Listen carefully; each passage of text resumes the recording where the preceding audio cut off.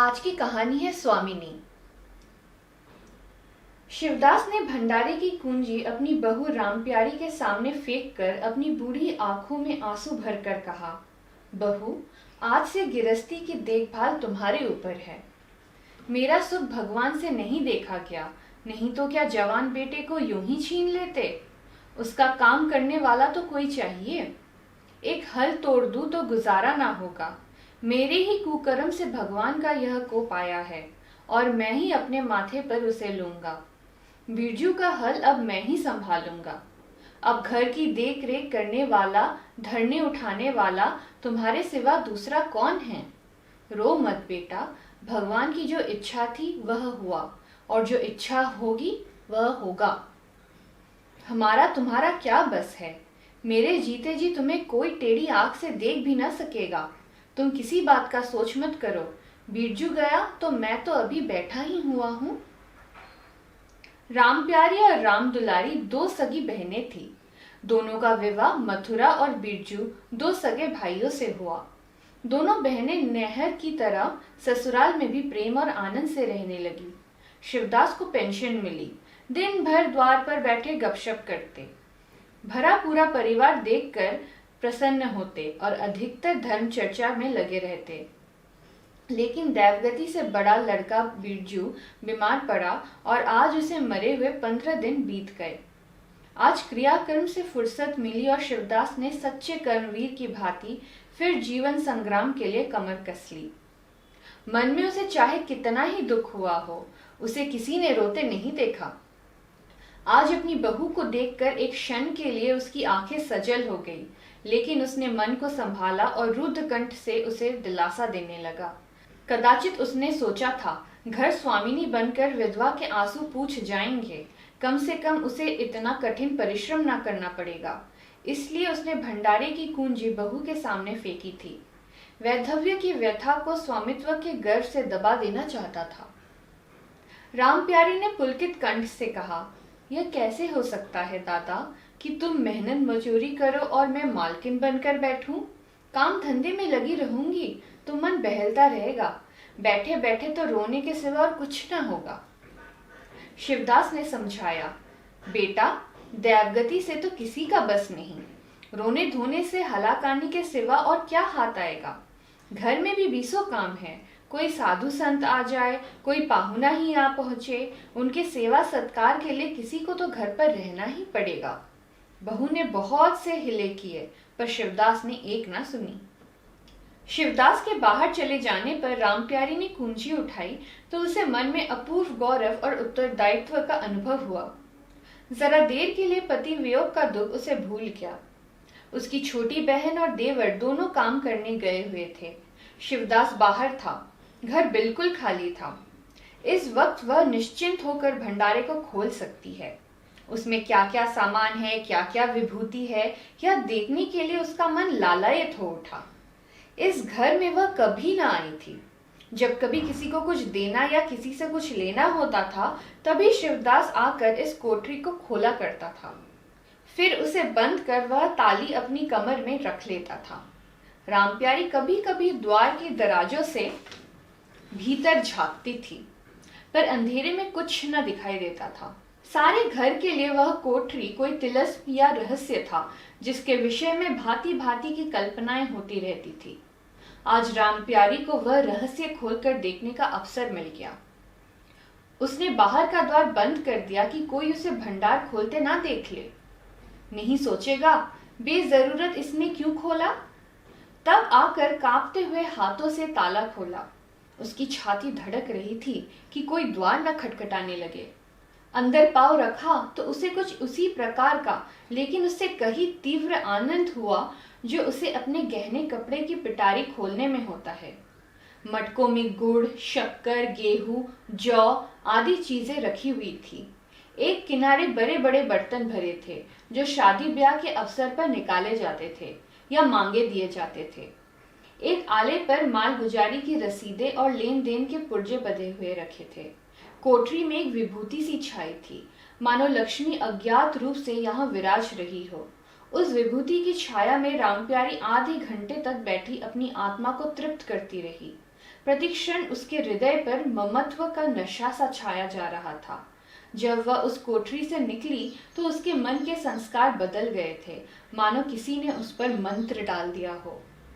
उसी समय द्वार पर किसी ने आवाज दी। उसने तुरंत भंडारे का द्वार बंद किया और जाकर सदर दरवाजा खोल दिया। देखा तो पड़ोसिन झुनिया खड़ी है और 1 रुपया मांग रही है। रामप्यारी ने रुखाई से कहा, अभी तो 1 पैसा घर में नहीं है जीजी, क्रियाकर्म में सब खर्च हो गया। झुनिया चकरा गई। चौधरी के घर में इस समय 1 रुपया भी नहीं है, यह विश्वास करने की बात न थी। जिसके यहाँ सैकड़ों का लेन देन है, वह सब कुछ क्रियाकर्म में नहीं खर्च कर सकता। अगर शिवदास ने यह बहाना किया होता तो उसे आश्चर्य न होता। प्यारी तो अपने सरल स्वभाव के लिए गांव में मशहूर थी। अक्सर शिवदास की आंखें बचाकर पड़ोसियों को इच्छित वस्तुएं दे दिया करती थी। अभी कल ही उसने जानकी को सेर भर दूध दे दिया था, यहाँ तक कि अपने गहने तक मांगे दे देती थी। कृपन शिवदास के घर में ऐसी सखरज बहू का आना गांव वाले अपने सौभाग्य की बात समझते थे। झुनिया ने चकित होकर कहा, ऐसा ना कहो जीजी, बड़े गाड़े में पड़कर आई हूँ। नहीं, तुम जानती हो मेरी आदत ऐसी नहीं है। बाकी का रुपया देना है। प्यादा द्वार पर खड़ा बकझक रहा है। रुपया दे दो तो किसी तरह यह विपत्ति टले। मैं आज के 8वें दिन आकर दे जाऊंगी। गांव में और कौन घर है जहां मांगने जाऊं? प्यारी टस से मस न हुई। उसके जाते ही प्यारी साज के लिए रसोई पानी का इंतजाम करने लगी। पहले चावल दाल बिनना अपार लगता था और रसोई में जाना तो सूली पर चढ़ने से कम न था।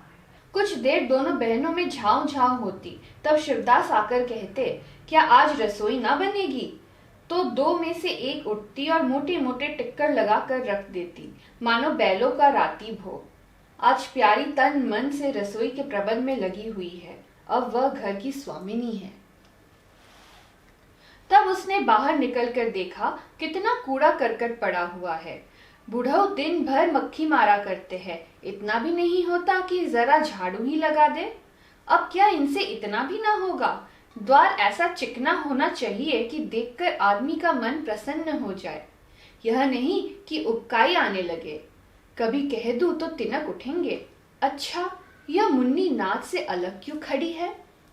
उसने मुन्नी के पास जाकर नाद में झांका। दुर्गंध आ रही थी। ठीक, मालूम होता है महीनों से पानी ही नहीं बदला गया। इस तरह तो गाय रह चुकी। अपना पेट भर लिया, छुट्टी हुई और किसी से क्या मतलब? हाँ, दूध सबको अच्छा लगता है। दादा द्वार पर बैठे चिलम पी रहे हैं, मगर इतना नहीं होता कि 4 घड़ा पानी नाद में डाल दे। मजूर रखा है, वह भी 3 कौड़ी का। खाने को 1.5 सेर, काम करते नानी मरती है। आज आते हैं तो पूछती हूँ, नाद में पानी क्यों नहीं बदला? रहना हो रहे या जाए।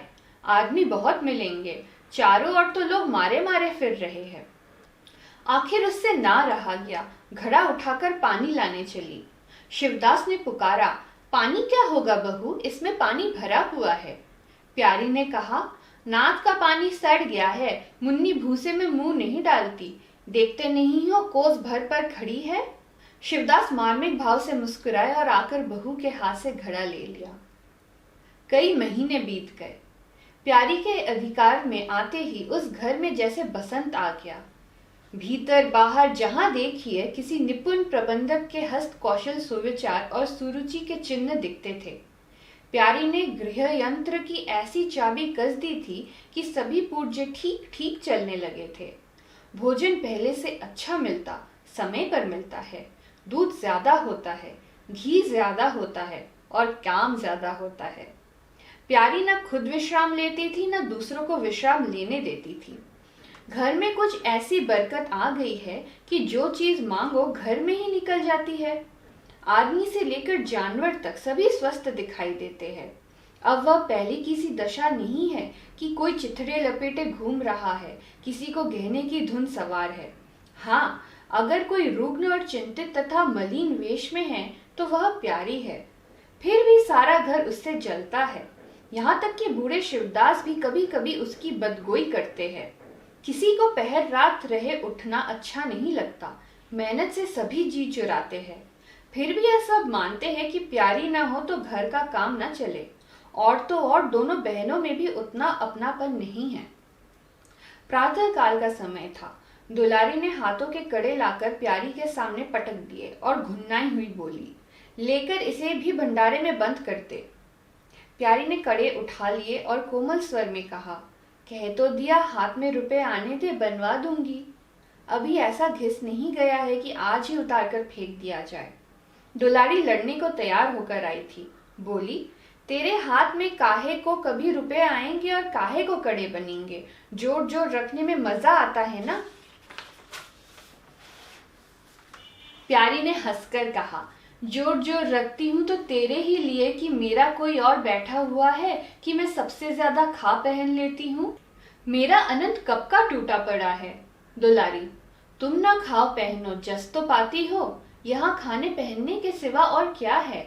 तुम्हारा हिसाब किताब नहीं जानती। मेरे कड़े आज बनने को भेज दो। प्यारी ने सरल विनोद के भाव से पूछा, रुपए ना हो तो कहाँ से लाऊं।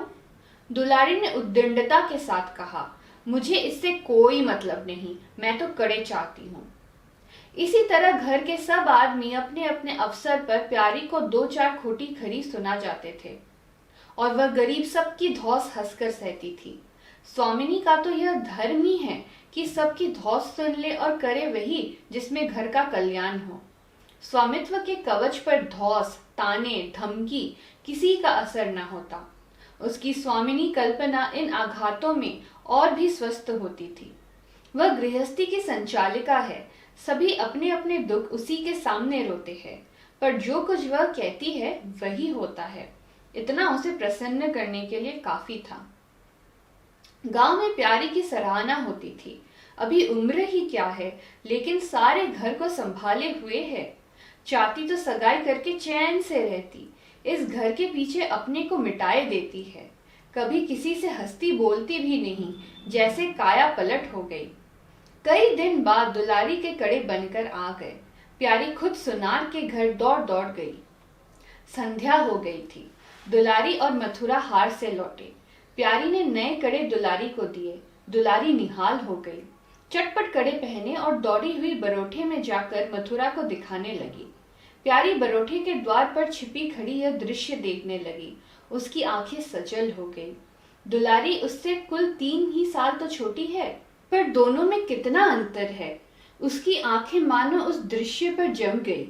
दंपत्ति का वह सरल आनंद, उनका प्रेमालिंगन, उनकी मुग्ध मुद्रा प्यारी की टकटकी सी बद गई। यहाँ तक कि दीपक के धुंधले प्रकाश में वे दोनों उसकी नजरों से गायब हो गए और अपनी ही अतीत जीवन की एक लीला आंखों के सामने बार बार नए नए रूप में आने लगी। सहसा शिवदास ने पुकारा, बड़ी बहू एक पैसा दो, तमाकू मंगवाऊं। प्यारी की समाधि टूट गई। आंसू पोंछती हुई भंडारे में पैसा लेने चली गई। एक एक करके प्यारी के गहने उसके हाथ से निकलते जाते थे। वह चाहती थी मेरा घर गांव में सबसे संपन्न समझा जावे और इस महत्वाकांक्षा का मूल्य देना पड़ता था। कभी घर की मरम्मत के लिए, कभी बैलों की नई गोई खरीदने के लिए, कभी नातेदारों के व्यवहारों के लिए, कभी बीमारों की दवा दारू के लिए रुपए की जरूरत पड़ती रहती थी।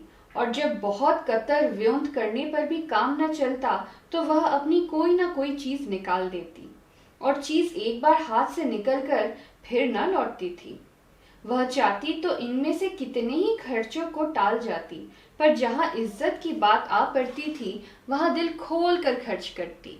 अगर गांव में हेटी हो गई तो क्या बात रही, लोग उसी का नाम तो धरेंगे। दुलारी के पास भी गहने थे। 2-1 चीजें मथुरा के पास भी थी, लेकिन प्यारी उनकी चीजें न छूती। उनके खाने पहनने के दिन है, वे इस जंजाल में क्यों फंसे। दुलारी को लड़का हुआ तो प्यारी ने धूम से जन्मोत्सव मनाने का प्रस्ताव किया। शिवदास ने विरोध किया, क्या फायदा, जब भगवान की दया से सगाई ब्याह के दिन आएंगे तो धूमधाम कर लेना। प्यारी का हौसला से भरा दिल भला क्यों मानता। बोली, कैसी बात करते हो दादा, पहलोठी लड़के के लिए भी धूमधाम ना हुआ तो कब होगा। मन तो नहीं मानता, फिर दुनिया क्या कहेगी, नाम बड़े दर्शन थोड़े। मैं तुमसे कुछ नहीं मांगती, अपना सारा सरेजाम कर लूंगी। गहनों के माथे जाएगी और क्या। शिवदास ने चिंतित होकर कहा, इस तरह एक दिन धागा भी न बचेगा। कितना समझाया बेटा, भाई भौजाई किसी के नहीं होते। अपने पास दो चीजें रहेंगी तो सब मुंह जोहेंगे, नहीं कोई सीधी बात भी न करेगा। प्यारी ने ऐसा मुंह बनाया मानो वह ऐसी बुरी बातें बहुत सुन चुकी है और बोली, जो अपने हैं वे भी न पूछे तो भी अपने ही रहते हैं। मेरा धर्म मेरे साथ है, उनका धर्म उनके साथ है। मर जाऊंगी तो क्या छाती पर लाद ले जाऊंगी। धूमधाम से जन्मोत्सव मनाया गया। बरी के दिन सारी बिरादरी का भोज हुआ। लोग खा पीकर चले गए तो प्यारी दिन भर की थकी मांदी आंगन में एक टाट का टुकड़ा बिछाकर कमर सीधी करने लगी। आंखें झपक गई। मथुरा उसी वक्त घर में आया। नवजात पुत्र को देखने के लिए उसका चित्त व्याकुल हो रहा था। दुलारी सौर गृह से निकल चुकी थी। गर्भावस्था में उसकी देह शीर्ण हो गई थी, मुंह भी उतर गया था, पर आज स्वस्थता की लालिमा मुख पर छाई हुई थी। मातृत्व के गर्व और आनंद ने अंगों में संजीवनी सी भर रखी थी। सौर के संयम और पौष्टिक भोजन ने देह को चिकना कर दिया था। मथुरा उसे आंगन में देखते ही समीप आ गया और एक बार प्यारी की ओर ताक कर उसके निद्रामग्न होने का निश्चय करके उसने शिशु को गोद में ले लिया और उसका मुंह चूमने लगा। आहट पाकर प्यारी की आंखें खुल गई, पर उसने नींद का बहाना किया और अधखुली आंखों से यह आनंद क्रीड़ा देखने लगी। माता और पिता दोनों बारी बारी से बालक को चूमते, गले लगाते और उसके मुंह को निहारते थे। कितना स्वर्गीय आनंद था। प्यारी की तृषित लालसा एक क्षण के लिए स्वामिनी को भूल गई। जैसे लगाम से मुखबद्ध, बोझा से लदा हुआ हाँकने वाले की चाबुक से पीड़ित दौड़ते दौड़ते बेदम तुरंग हिनहिनाने की आवाज सुनकर कनौतिया खड़ी कर लेता है और परिस्थिति को भूलकर एक दबी हुई हिनहिनाने से उसका जवाब देता है, कुछ वही दशा प्यारी की हुई। उसका मातृत्व जो पिंजरे में बंद मूक निश्चेष्ट पड़ा हुआ था, समीप से आने वाली मातृत्व की चहकार सुनकर जैसे जाग पड़ा और चिंताओं के उस पिंजरे से निकलने के लिए पंख फड़फड़ाने लगा। मथुरा ने कहा, यह मेरा लड़का है। दुलारी ने बालक को गोद में चिमटाकर कहा, हाँ है क्यों नहीं, तुम्ही ने तो 9 महीने पेट में रखा है। सांसद तो मेरी हुई, बाप कहलाने के लिए तुम कूद पड़े। मथुरा, मेरा लड़का ना होता तो मेरी सूरत क्यों होता। चेहरा मोहरा रंग रूप सब मेरे ही सा है कि नहीं। दुलारी, इससे क्या होता है, बीज बनिए के घर से आता है, खेत किसान का होता है, उपज बनिए की नहीं होती, किसान की होती है। मथुरा, बातों में तुमसे कोई ना जीतेगा। मेरा लड़का बड़ा हो जाएगा तो मैं द्वार पर बैठकर मजे के हुक्का पिया करूंगा। दुलारी, मेरा लड़का पढ़ लिखेगा, कोई बड़ा हुद्दा पाएगा, तुम्हारी तरह दिन भर बैल के पीछे ना चलेगा। मालकिन से कहना कल एक पालना बनवा दे। मथुरा, अब बहुत सवेरे ना उठा करना और छाती फाड़कर काम भी ना करना। दुलारी, यह महारानी जाने देंगी। मथुरा, मुझे तो बेचारी पर दया आती है, उसके कौन बैठा हुआ है, हम ही लोगों के लिए तो मरती है। भैया होते तो अब तक 2-3 बच्चों की माँ हो गई होती। प्यारी के कंठ से आंसुओं का एक ऐसा वेग उठा कि उसे रोकने में सारी देह कांप उठी। अपना वंचित जीवन उसे मरुस्थल सा लगा, जिसकी सूखी रेत पर वह हरा भरा बाग लगाने की निष्फल चेष्टा कर रही थी। सहसा शिवदास ने भीतर आकर कहा, बड़ी बहू क्या सो गई, बाजे वालों को अभी परोसा नहीं मिला, क्या कह दूं? कुछ दिनों के बाद शिवदास भी मर गया। उधर दुलारी के 2 बच्चे और हुए। वह भी अधिकतर बच्चों के लालन पालन में व्यस्त रहने लगी। खेती का काम मजदूरों पर आ पड़ा। मथुरा मजदूर तो अच्छा था, संचालक अच्छा न था। उसे स्वतंत्र रूप से काम लेने का भी अवसर न मिला था। खुद पहले भाई की निगरानी में काम करता रहा, बाद को बाप की निगरानी में काम करने लगा। खेती का तार भी न जानता था। वही मजूर उसके यहाँ टिकते थे तो मेहनती नहीं, खुशामद करने में कुशल होते थे। इसीलिए प्यारी को अब दिन में 2-4 चक्कर हार का भी लगाना पड़ता। कहने को तो अब मालकिन थी, पर वास्तव में घर भर की सेविका थी। मजूर भी उससे त्योरिया बदलते, जमींदार का प्यादा भी उसी पर धौंस जमाता। भोजन में भी किफायत करनी पड़ती।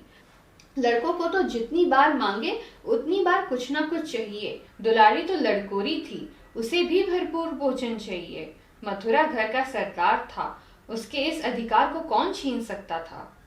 मजूर भला क्यों रियायत करने लगे। सारी कसर बेचारी प्यारी पर निकलती थी। वह एक फालतू चीज थी, अगर आधा पेट खाए तो किसी को कोई हानि न हो सकती थी। 30 वर्ष की अवस्था में उसके बाल पक गए, कमर झुक गई, आंखों की जोत कम हो गई, मगर वह प्रसन्न थी। स्वामित्व का गौरव इस सारे जख्मों पर मरहम का काम करता था। एक दिन मथुरा ने कहा, भाभी अब तो कहीं परदेश जाने का जी होता है, यहाँ कमाई में कोई बरकत नहीं। किसी तरह पेट की रोटियां चल जाती है, वह भी रो धोकर। कई आदमी पूरब से आए हैं, वे कहते हैं वहाँ 2-3 रुपए रोज की मजूरी हो जाती है। 4-5 साल भी रह गया तो मालो माल हो जाऊंगा। अब आगे लड़के बाले हुए, इनके लिए तो कुछ तो करना ही चाहिए। दुलारी ने समर्थन किया, हाथ में 4 पैसे होंगे, लड़कों को पढ़ाएंगे लिखाएंगे। हमारी तो किसी तरह कट गई, लड़कों को तो आदमी बनाना है। प्यारी यह प्रस्ताव सुनकर अवाक रह गई, उनका मुंह ताकने लगी। इसके पहले इस तरह की बातचीत कभी न हुई थी। यह धुन कैसे सवार हो गई। उसे संदेह हुआ, शायद मेरे कारण यह भावना उत्पन्न हुई है। बोली, मैं तो जाने को न कहूंगी, आगे जैसी तुम्हारी इच्छा हो। लड़कों को पढ़ने लिखाने के लिए यहाँ भी तो मदरसा है, फिर क्या नित्य यही दिन बने रहेंगे। 2-3 साल भी खेती बन गई तो सब कुछ हो जाएगा। मथुरा, इतने दिन खेती करते हो गए, अब तक ना बनी तो अब क्या बन जाएगी। इसी तरह एक दिन चल देंगे, मन की मन में रह जाएगी। फिर अब पौरूख भी तो थक रहा है, यह खेती कौन संभालेगा। लड़कों को मैं इस चक्की में जोत कर उनकी जिंदगी नहीं खराब करना चाहता। प्यारी ने आंखों में आंसू लाकर कहा, भैया घर पर जब तक आधी मिले सारी के लिए न धावना चाहिए। अगर मेरी ओर से कोई बात हो तो अपना घर बार अपने हाथ में करो, मुझे एक टुकड़ा दे देना, पड़ी रहूंगी। मथुरा आर्द्र कंठ होकर बोला, भाभी यह तुम क्या कहती हो। तुम्हारी ही संभाले यह घर अब तक चल रहा है, नहीं रसाताल को चला गया होता। इस गृहस्थी के पीछे तुमने अपने को मिट्टी में मिला दिया, अपनी देह घुला दी है। मैं अंधा नहीं हूँ, सब कुछ समझता हूँ। हम लोगों को जाने दो, भगवान ने चाहा तो फिर घर संभल जाएगा। तुम्हारे लिए हम बराबर खर्च वरच भेजते रहेंगे। प्यारी ने कहा, जो ऐसा ही है तो तुम चले जाओ, बाल बच्चों को कहाँ कहाँ बांधे फिरोगे। दुलारी बोली, यह कैसे हो सकता है बहन, यहाँ देहात में लड़के क्या पढ़े लिखेंगे। बच्चों के बिना इनका जी वहां ना लगेगा। परदेश में अकेले जितना खर्च होगा उतने में सारा घर आराम से रहेगा। प्यारी बोली, तो मैं यहाँ रहकर क्या करूंगी, मुझे भी लेते चलो। दुलारी उसे साथ ले चलने को तैयार न थी। कुछ दिन जीवन का आनंद उठाना चाहती थी। अगर परदेश में भी यह बंधन रहा तो जाने से क्या ही फायदा। बोली, बहन तुम चलती तो क्या बात थी, लेकिन फिर यहाँ का सारा कारोबार तो चौपट हो जाएगा। तुम तो कुछ न कुछ देखभाल करती ही रहोगी। प्रस्थान की तिथि के एक दिन पहले ही राम प्यारी ने रात भर जाग कर हलवा और पूरियां पकाई। जब से इस घर में आई कभी एक दिन के लिए भी अकेले रहने का अवसर नहीं आया। दोनों बहनें सदैव साथ रही। आज उस भयंकर अवसर को सामने आते देखकर प्यारी का दिल बैठा जाता था। दुलारी तो इस तरह निश्चिंत होकर बैठी थी मानो कोई मेला देखने जा रही है। नई नई चीजों को देखने, नई दुनिया में विचरने की उत्सुकता ने उसे क्रिया शून्य सा कर दिया था। प्यारी के सिर सारे प्रबंध का भार था। धोबी के घर से सब कपड़े आए हैं या नहीं, कौन कौन से बर्तन साथ जाएंगे, सफर खर्च के लिए कितने रुपए की जरूरत होगी। एक बच्चे को खांसी आ रही है, दूसरे को कई दिन से दस्त आ रहे हैं। उन दोनों की औषधियों की पीसना कूटना आदि सैकड़ों ही काम व्यस्त किए हुए थे। लड़कोरी ना होकर भी वह बच्चों के लालन पालन में दुलारी से कुशल थी। देखो, बच्चों को बहुत मारना पीटना मत, मारने से बच्चे जिद्दी और बेहया हो जाते हैं। बच्चों के साथ आदमी को बच्चा बन जाना पड़ता है, कभी उनके साथ खेलना पड़ता है, कभी हंसना पड़ता है। जो तुम चाहो कि हम आराम से पड़े रहे और बच्चे चुपचाप बैठे रहे, हाथ पैर ना हिलाए, तो यह नहीं हो सकता। बच्चे तो स्वभाव के चंचल होते हैं, उन्हें किसी न किसी काम में फंसाए रखो। ढेले का एक खिलौना 1000 घुड़कियों से बढ़कर होता है। दुलारी उपदेशों को इस तरह बेमन होकर सुनती थी मानो कोई सनक कर बक रहा हो। विदाई का दिन प्यारी के लिए परीक्षा का दिन था। उसके जी में आता था कहीं चली जाए जिसमें वह दृश्य देखना न पड़े। हाँ, घड़ी भर में यह घर सूना हो जाएगा। वह दिन भर घर में अकेली पड़ी रहेगी, किससे हंसेगी बोलेगी। यह सोचकर उसका हृदय कांप जाता था। जो जो समय निकट आता जाता था उसकी वृत्तियां शिथिल होती जाती थी। वह कोई काम करते करते जैसे खो जाती थी और अपलक नेत्रों से किसी बिंदु की ओर ताकने लगती थी। कभी अवसर पाकर एकांत में जाकर थोड़ा रो आती थी। मन को समझा रही थी, यह लोग अपने होते तो क्या इस तरह चले जाते। यह तो मानने का नाता है, किसी पर कोई जबरदस्ती है। दूसरों के लिए कितना ही मरो तो भी अपने नहीं होते। पानी तेल में कितना ही मिले फिर भी अलग ही रहेगा। बच्चे नए नए कुर्ते पहने नवाब बने घूम रहे हैं। प्यारी उन्हें प्यार करने के लिए गोद में लेना चाहती तो रोने का सा मुंह बनाकर छिड़ाकर भाग जाते। वह क्या जानती थी कि ऐसे अवसर पर बहुधा अपने बच्चे भी ऐसे निष्ठुर हो जाते हैं। 10 बजते बजते द्वार पर बैलगाड़ी आ गई। लड़के पहले ही से उस पर जा बैठे। गांव के कितने स्त्री पुरुष मिलने आए। प्यारी को इस समय उनका आना बुरा लग रहा था। वह दुलारी से थोड़ी देर एकांत में गले मिलकर रोना चाहती थी। मथुरा से हाथ जोड़कर कहना चाहती थी, मेरी खोज खबर लेते रहना, तुम्हारे सिवा मेरा संसार में कौन है। लेकिन इस भगदड़ में उसको इन बातों का मौका ना मिला। मथुरा और दुलारी दोनों गाड़ी में जा बैठे। प्यारी द्वार पर रोती खड़ी रह गई। वह इतनी विह्वल थी कि गांव के बाहर तक पहुंचाने की भी उसे सुधि न रही। कई दिन तक प्यारी मूर्छित सी पड़ी रही। न घर से निकली, न चूल्हा जलाया, न हाथ मुंह धोया। उसका हलवाहा जोखू बार बार आकर कहता, मालकिन उठो, मुंह हाथ धो, कुछ खाओ पियो। कब तक इसी तरह पड़ी रहोगी। इस तरह की तसल्ली गांव की और स्त्रियां भी देती थी, पर उनकी तसल्ली में एक प्रकार की ईर्ष्या का भाव छिपा हुआ जान पड़ता था। जोखू के स्वर से सच्ची सहानुभूति झलकती थी। जोखू कामचोर, बातूनी और नशेबाज था। प्यारी उसे बार बार डांटती रहती थी। 2-1 बार उसे निकाल भी चुकी थी, पर मथुरा के आग्रह से फिर रख लिया था। आज भी जोखू की सहानुभूति भरी बातें सुनकर प्यारी झुंझलाती, यह काम करने क्यों नहीं जाता, यहाँ मेरे पीछे क्यों पड़ा हुआ है। मगर उसे झिड़क देने को जी न चाहता था। उसे इस समय सहानुभूति की भूख थी। फल कांटेदार वृक्ष से भी मिले तो क्या उन्हें छोड़ दिया जाता है।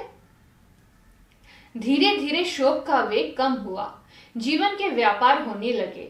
अब खेती का सारा भार प्यारी पर था। लोगों ने सलाह दी, एक हल तोड़ दो और खेतों को उठा दो, पर प्यारी का गर्व यो ढोल बजाकर अपनी पराजय स्वीकार न कर सकता था। सारे काम पूर्ववत चलने लगे। उधर मथुरा के चिट्ठी पत्र न भेजने से उसके अभिमान को और भी उत्तेजना मिली। वह समझता है मैं उसके आश्रय बैठी हूँ, यहाँ उसको भी खिलाने का दावा रखती हूँ। उसके चिट्ठी भेजने से मुझे कोई निधि न मिल जाती। उसे अगर मेरी चिंता नहीं है तो मैं कब उसकी परवाह करती हूँ। घर में तो अब विशेष कोई काम रहा नहीं। प्यारी सारे दिन खेती बाड़ी के काम में लगी रहती। खरबूजे बोए थे, वह खूब फले और खूब बिके। पहले सारा दूध घर में खर्च हो जाता था, अब बिकने लगा। प्यारी की मनोवृत्तियों में भी विचित्र परिवर्तन आ गया। वह अब साफ सुथरे कपड़े पहनती, मांग चोटी की ओर से भी उतनी उदासीन न थी। आभूषणों में भी रुचि हुई। रुपए हाथ में आते ही उसने अपने गिरवी गहने छुड़ाए और भोजन भी संयम से करने लगी। सागर पहले खेतों को सींचकर खुद खाली हो जाता था, अब निकासी की नालियां बंद हो गई थी। सागर में पानी जमा होने लगा और अब उसमें हल्की हल्की लहरें भी थी, खिले हुए कमल भी थे। एक दिन जोखू हार से लौटा तो अंधेरा हो गया था। प्यारी ने पूछा, अब तक वहां क्या करता रहा? जोखू ने कहा, 4 क्यारियां बच रही थी। मैंने सोचा 10 मूठ और सींच दूं, कल की झंझट कौन रखे। जोखू अब कुछ दिनों से काम में मन लगाने लगा था। जब तक मालिक उसके सर पर सवार रहते थे वह हीले बहाने करता था। अब सब कुछ उसके हाथ में था। प्यारी सारे दिन हार में थोड़ी ही रह सकती थी, इसलिए अब इसमें जिम्मेदारी आ गई थी। प्यारी ने लोटे का पानी रखते हुए कहा, अच्छा हाथ मुंह धो लो। आदमी जान रखकर काम करता है, हाय हाय करने से कुछ नहीं होता। खेत आज ना होते कल होते, क्या जल्दी थी। जोखू ने समझा प्यारी बिगड़ रही है। उसने तो अपनी समझ में कारगुजारी की थी और समझा था तारीफ होगी। यहाँ आलोचना हुई। चिढ़कर बोला, मालकिन तुम दाएं बाएं दोनों ओर चलती हो, जो बात नहीं समझती हो उसमें क्यों कूदती हो। कल के लिए तो उचवा के खेत पड़े सूख रहे हैं, आज बड़ी मुश्किल से कुआं खाली हुआ है।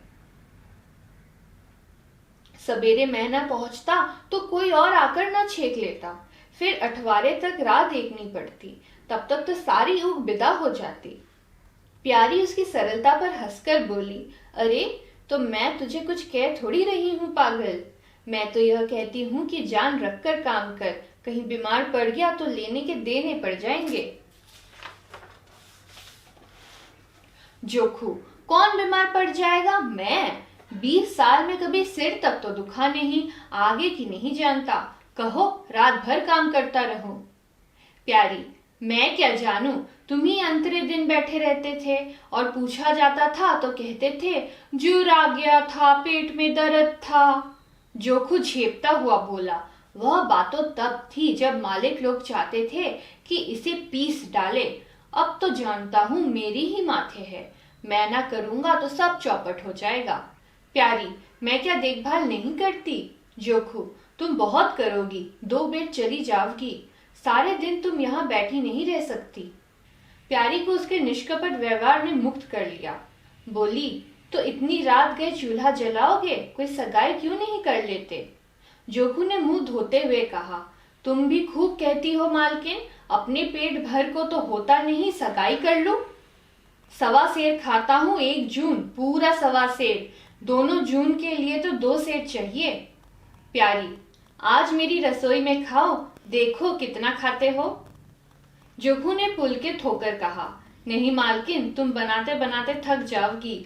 हाँ, आध सेर की 2 रोटी बनाकर खिला दो तो खा लूं। मैं तो यही करता हूँ, बस आटा सान कर 2 लीट बना लेता हूँ और उपले पर सेक लेता हूँ, कभी मठे से, कभी नमक से, कभी प्याज से खा लेता हूँ और आकर पड़ रहता हूँ। प्यारी, मैं तुम्हें आज फुलके खिलाऊंगी। जोखू, तब तो सारी रात खाते ही बीत जाएगी। प्यारी, बको मत, चटपट आकर बैठ जाओ। जोखू, जरा बैलों को पानी देता आऊं तो बैठूं। जोखू और प्यारी में ठनी हुई थी। प्यारी ने कहा, मैं कहती हूँ धान रोपने की कोई जरूरत नहीं, झड़ी लग जाए तो खेत डूब जाए, बरखा बंद हो जाए तो खेत सूख जाए, जुआर बाजरा सन अरहर सब तो है, धान ना सही। जोखू ने अपने विशाल कंधे पर फावड़ा रखते हुए कहा, जब सबका होगा तो मेरा भी होगा, सबका डूब जाएगा तो मेरा भी डूब जाएगा, मैं क्यों किसी से पीछे रहूं? बाबा के जमाने में 5 बीघे से कम नहीं रोपा जाता था, बीरजू भैया ने उसमें 1-2 बीघे और बढ़ा दिए, मथुरा ने भी थोड़ा बहुत हर साल रोपा, तो मैं क्या सबसे गया बीता हूँ? मैं 5 बीघे से कम न लगाऊंगा। तब घर के 2 जवान काम करने वाले थे, मैं अकेला उन दोनों के बराबर खाता हूँ, दोनों के बराबर काम क्यों ना करूंगा? चल झूठा कहीं का, कहते थे 2 सेर खाता हूँ, 4 सेर खाता हूँ, आधे सेर में रह गए। एक दिन तौलो तब मालूम हो, तौला है बड़े खाने वाले, मैं कह देती हूँ धान न रोपो, मजूर मिलेंगे नहीं, अकेले हलकान होना पड़ेगा। तुम्हारी बला से मैं ही हलकान हूंगा ना, यह दे किस दिन काम आएगी। प्यारी ने उसके कंधे पर से फावड़ा ले लिया और बोली, तुम पहर रात से पहर रात तक ताल में रहोगे, अकेले मेरा जी उबेगा। जोखू को जी उबने का अनुभव न था, कोई काम ना हो तो आदमी पड़कर सो रहे, जी क्यों उबे? बोला, जी उबे तो सो रहना, मैं घर रहूंगा तब तो और जी उबेगा, मैं खाली बैठता हूँ तो बार बार खाने की सोचती है, बातों में देर हो रही है और बादल घिरे आते हैं। प्यारी ने हार कर कहा, अच्छा कल से जाना, आज बैठो। जोखू ने मानो बंधन में पड़कर कहा, अच्छा बैठ गया, कहो क्या कहती हो। प्यारी ने विनोद करते हुए कहा, कहना क्या है, मैं तुमसे पूछती हूँ, अपनी सगाई क्यों नहीं कर लेते, अकेले मरती हूँ, तब 1 से 2 हो जाऊंगी। जोखू शर्माता हुआ बोला, तुमने फिर वही बेबात की बात छेड़ दी मालकिन, किससे सगाई कर लूं यहाँ? मैं ऐसी महरैया लेकर क्या करूंगा जो गहनों के लिए मेरी जान खाती रहे? प्यारी, यह तो तुमने बड़ी कड़ी शर्त लगाई। ऐसी औरत कहाँ मिलेगी जो गहने भी ना चाहे? जोखू, यह मैं थोड़े ही कहता हूँ कि वह गहने ना चाहे, हाँ मेरी जान ना खाए। तुमने तो कभी गहनों के लिए हट ना किया, बल्कि अपने सारे गहने दूसरों के ऊपर लगा दिए। प्यारी के कपालों पर हल्का सा रंग आ गया। बोली, अच्छा और क्या चाहते हो? जोखू, मैं कहने लगूंगा तो बिगड़ जाओगी। प्यारी की आंखों में लज्जा की एक रेखा नजर आई। बोली, बिगड़ने की बात कहोगे तो जरूर बिगड़ूंगी। जोखू, तो मैं न कहूंगा। प्यारी ने उसे पीछे की ओर ढकेलते हुए कहा, कहोगे कैसे नहीं, मैं कहला के छोड़ूंगी। जोखू, मैं चाहता हूं कि वह तुम्हारी तरह हो, ऐसी ही गंभीर हो, ऐसी ही बातचीत में चतुर हो, ऐसा ही अच्छा खाना पकाती हो, ऐसी ही किफायती हो, ऐसी ही हंसमुख हो। बस ऐसी औरत मिलेगी तो करूंगा, नहीं इसी तरह पड़ा रहूंगा। प्यारी का मुख लज्जा से आरक्त हो गया। उसने पीछे हटकर कहा, तुम बड़े नटखट हो, हंसी हंसी में सब कुछ कह गए। स्वामिनी।